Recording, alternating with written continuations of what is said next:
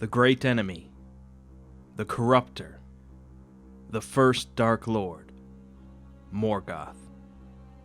Although most casual fans of Tolkien's work will cite Sauron as the chief villain within the Legendarium, he is merely the protege of a far more powerful evil, Morgoth. If you've watched prior videos in this series, I've already painted a brief picture of Morgoth's life and events, but now we will more fully delve into the story of the First Dark Lord. Morgoth, at first called Melkor, was the most powerful among the Ainur created by Eru Ilúvatar. Melkor differentiated himself from the other Ainur by wandering the timeless void outside of time and creation, searching endlessly for the secret fire that Eru used to create life, but he could not find it because it was within Eru. During his time alone wandering the void, Melkor became impatient that Eru had given no thought to creating things within the void, and he began having thoughts of his own, unlike the other Ainur. When the Ainur began singing the Song of Creation, Melkor wove some of his own thoughts into the song, creating discord and clashing with the themes of Ilúvatar. Melkor sought to sing his own Song of Creation, and Eru rebuked him, for only Eru could truly create. But Eru accepted Melkor's discord, because it only enhanced Eru's vision of creation. Because of Melkor's influence throughout the song, his thoughts became a part of Arda, and everything there contained a piece of his corruption. Regardless, Melkor was allowed to go to Arda with the other Ainur, although he secretly wanted to go there to take control of it and its peoples. Melkor claimed himself leader of the Ainur, but instead they looked to Manwë, who most closely understood the vision of Eru. Bitter that they did not listen to him, he began disrupting their works on Arda by demolishing their mountains, razing their valleys, and spilling their seas. Eventually, to prevent the other Valar from being defeated, Tulkas the Valiant came to Arda, and Melkor was forced to flee from his wrath. For a time, there was peace, and Arda was completed. During this period, Melkor began swaying certain Maiar to his side, including Sauron, and those who had become the Balrogs. After a celebration of their works, Tulkas was weary, and he slept, so Melkor took the opportunity to sneak back into Arda far to the north. He built the fortress of Utumno, also known as Udun, and his blight began to spread out across Arda. This brought the attention of the other Valar, and they quickly tried to find his hiding place. But before they could, Melkor struck out with his forces and destroyed the two lamps lighting Arda. In the chaos and destruction afterwards, the Valar decided to focus their efforts on rebuilding Arda, instead of pursuing Melkor. After the reforming of Arda, the Valar dwelt in Valinor while Melkor was free to reign over Middle-earth, filling it with horrible creatures and decay. Although the Valar tried to subdue Melkor, they became overwhelmed by his superior might. During this time, the elves awoke, and Melkor began capturing and corrupting numbers of them.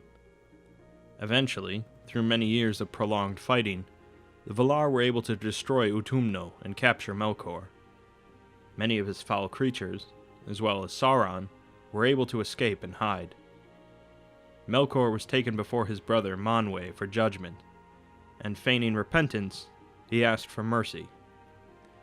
Manwë granted him freedom to stay in Valinor, although some of the other Valar disagreed with this decision, and kept a wary eye on Melkor.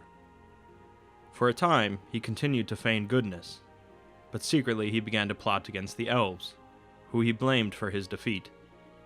He began corrupting those in Valinor, specifically the Noldor clan of elves, spreading lies to them about the Valar and the coming of men, who the elves were not aware of.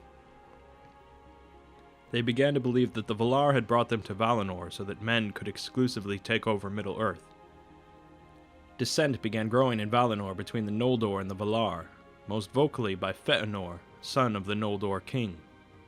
During this time, Fëanor had crafted the wondrous jewels known as the Silmarils from the light of the two trees, and Melkor lusted after them.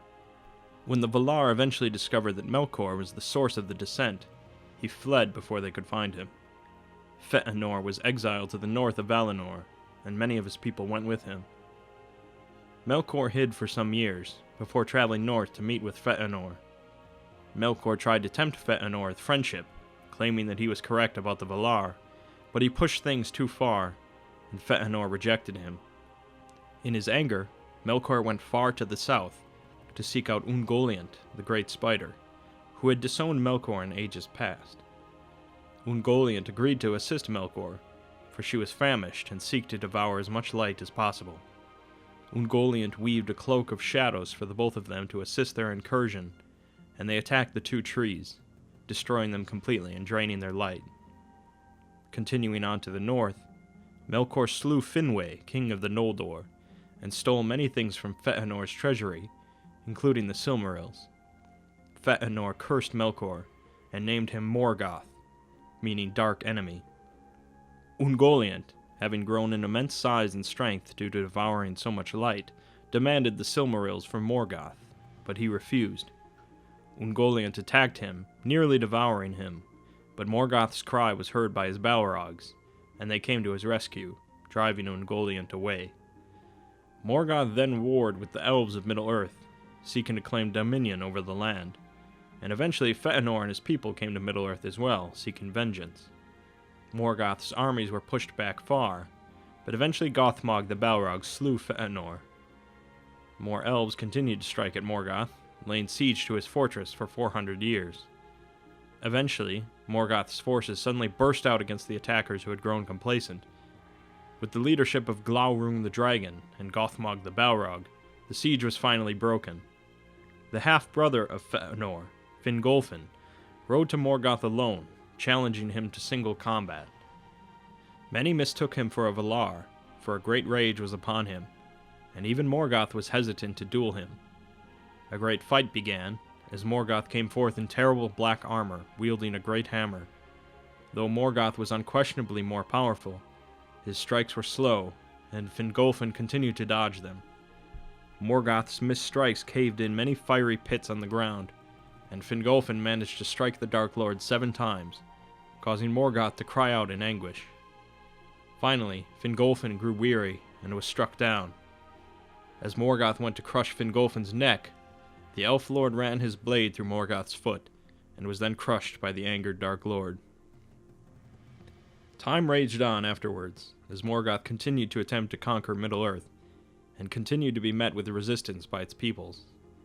Finally, the Valar themselves fought against Morgoth once again, and in a great battle known as the War of Wrath, Morgoth's forces were defeated, including the Great Dragon and Calagon the Black. Morgoth was once again captured, the Silmarils removed from his crown, and bound with a great chain. Unlike the first time, however, this time he was sent into the timeless void, leaving behind only his servants, including Sauron. There is, of course, a prophecy speaking of Morgoth's eventual return, although there is some contention about whether or not the prophecy will come true or not. The prophecy speaks of a final battle, called the Dagor Dagoroth, in which Morgoth will discover how to return to Arda, and will destroy the sun and the moon. He will then gather all of his forces, including potentially Sauron, and wage battle against all of the Valar and free peoples of Middle-earth. During the battle, Turin, slayer of Glaurung, will stab Morgoth through his black heart, ending the war once and for all. Following this, there will be a second music of the Ainur, and elves and men will sing into creation a new world. Or so the prophecy says. Morgoth is in some ways quite similar to Sauron, both being great evils bent on conquering Middle-earth and Arda. But whereas much of Sauron's power is weaved into the creation of the One Ring, much of Morgoth's power is instead weaved into the creation of Arda itself. Morgoth represents a much more perpetual evil than Sauron does, and in the end is unquestionably the greater villain. Although Sauron will forever remain the more well-known villain in fiction, Morgoth's story is more poetic, and in my opinion, more impressive.